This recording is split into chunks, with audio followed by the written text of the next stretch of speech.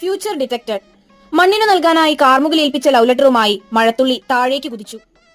പതിവില്ലാതെ ഒരു തടസ്സം നേരിട്ടപ്പോൾ മഴത്തുള്ളി ഒന്ന് നടുങ്ങി. ശരീരമാകെ ഒരു ചുവന്ന വെളിച്ചം കടന്നുപോയി. പെട്ടെന്നൊരു സൈറൻ മുഴങ്ങി.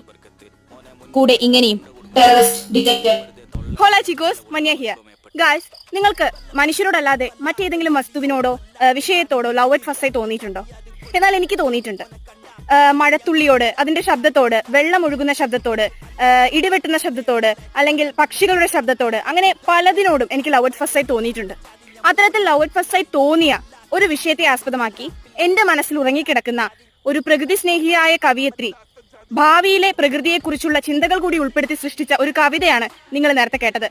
എങ്ങനെ ഉണ്ടായിരുന്നു എന്ന് കമന്റ് ചെയ്യാനും, നിങ്ങൾക്ക് ഇതുപോലെ മറ്റേതെങ്കിലും വസ്തുവിനോടോ വിഷയത്തോടോ ലവ് അറ്റ് ഫസ്റ്റ് സൈറ്റ് തോന്നിയിട്ടുണ്ടോ എന്ന് കമന്റ് ചെയ്യാനും മറക്കരുത്. ഉറപ്പായും കമന്റ് ചെയ്യണം. വീഡിയോ ഇഷ്ടപ്പെട്ട ലൈക്ക് ചെയ്യുക, ഷെയർ ചെയ്യുക. ഹാസ് ദ പ്രോൺ ടു അഡിയോസ്.